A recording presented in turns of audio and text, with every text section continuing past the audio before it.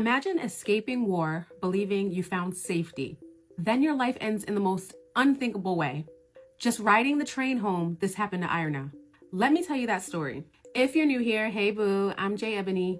True crime is my thing, but you'll also catch healing, family fun, and even food around here, okay? So boom, Iryna Zarutska, a Ukrainian refugee who fled the war in Ukraine in 2022 with her family. On the night of August 22nd, 2025, she was riding the Lynx Blue Line Night Rail in Charlotte, North Carolina after finishing a shift at a pizzeria.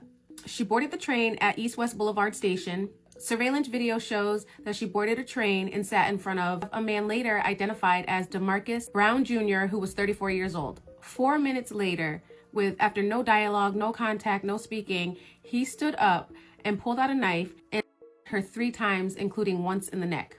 She was conscious or semi-conscious for a few moments, and then she collapsed and died right there on the train. 2 minutes after the attack, Brown exited the train and then was arrested on the platform.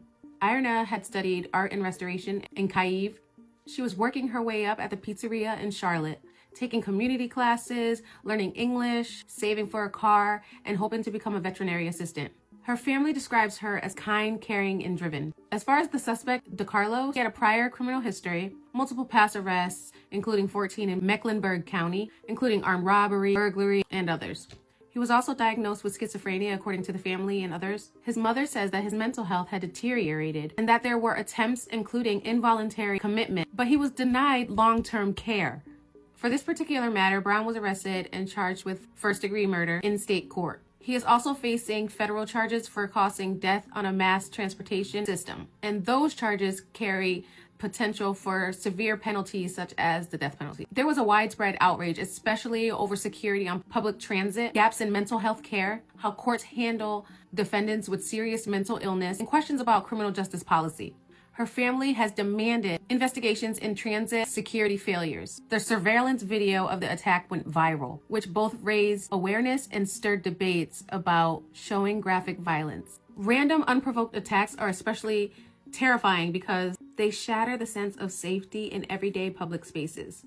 For someone seeking refuge and stability like Iryna, this must feel like a cruel betrayal in what safety is supposed to mean. Mental illness, in this case schizophrenia, is often at the center of discourse in cases like this, but diagnosis alone doesn't explain or excuse violence like this.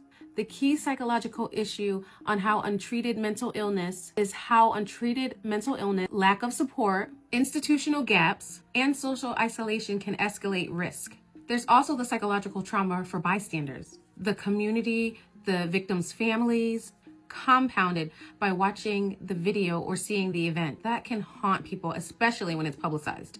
This story just breaks my heart because Iryna was coming over here for a better life, working very hard, doing everything that she needed to do, escaping all the violence over there in the Ukraine, only to come over here and have her life taken. It just seems very unfair and unjust and just horrible. Society really dropped the ball here on mental health, infrastructure, transit security. There were definitely red flags with the suspect, and it seems like his family and everyone was speaking out saying that he shouldn't even have been on the streets, and they let him go. And this is what happens.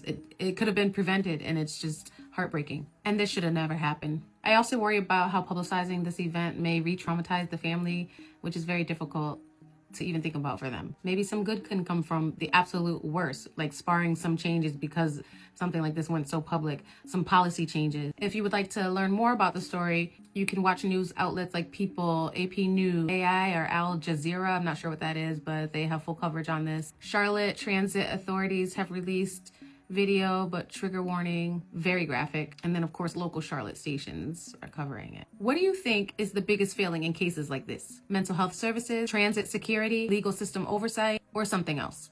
And what do you feel would make a difference so something like this never happens again? As always, stay safe, stay informed, and make sure to hit that follow button for more deadly doses like this one. Love you, bye.